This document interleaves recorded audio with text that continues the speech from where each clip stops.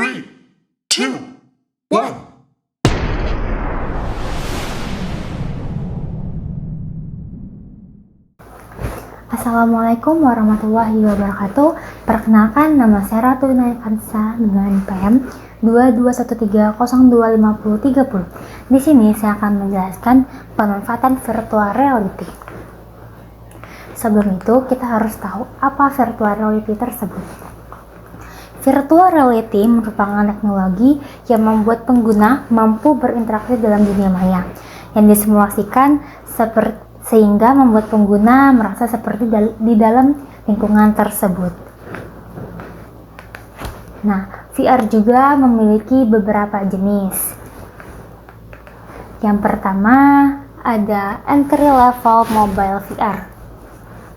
Entry level mobile VR merupakan VR yang paling murah harganya. Juga, VR model ini tidak memiliki komponen elektronik di dalamnya dan menggunakan smartphone sebagai processing source-nya. Yang dapat dilihat seperti ini model dari entry level mobile VR. Dia menggunakan seperti kardus ini dan menggunakan smartphone. Yang terkenal dari entry level mobile VR adalah Google Cardboard. Lalu yang kedua ada mobile virtual reality. Nah, kalau mobile virtual reality merupakan satu tingkat di atas entry level sebelumnya. Nah, kalau VR model ini menggunakan beberapa komponen elektronik seperti tracking control, tracking sensor, built-in control, dan focus adjustment yang menambah kesan keseruannya.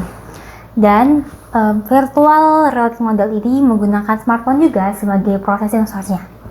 Yang terkenal dari VR model ini adalah Samsung Gear VR. Lalu yang ketiga adalah high level virtual reality.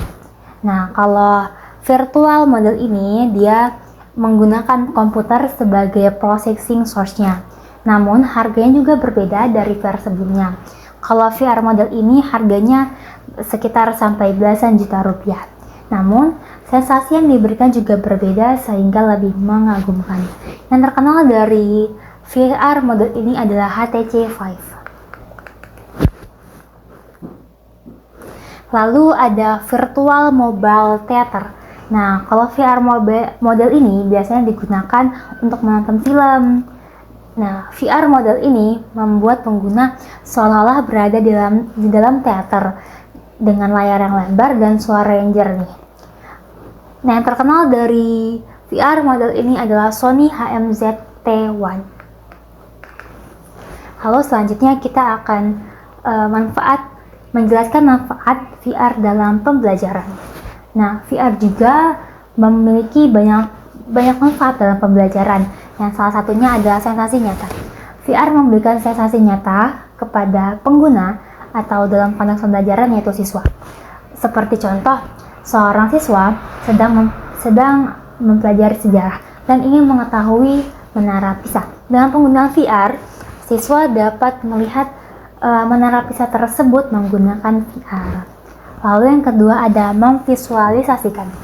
Nah, kalau untuk memvisualisasikan, seperti seorang siswa atau mahasiswa kedokteran sedang mempelajari bagian organ dalam tubuh manusia. Nah, dengan VR itu sangat membantu sekali sehingga mahasiswa tersebut dapat memvisualisasikannya dengan jelas. Lalu yang terakhir, penggunaan VR pasti sangat menarik minat dari siswa maupun siswa karena penggunaannya yang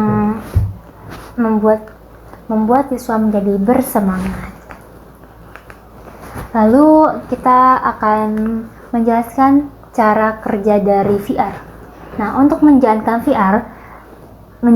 virtual reality membutuhkan beberapa komponen pendukungnya. Yang pertama seperti headbox yang berada di depan matanya seperti ini. Nah, itu berfungsi sebagai menyalurkan pikiran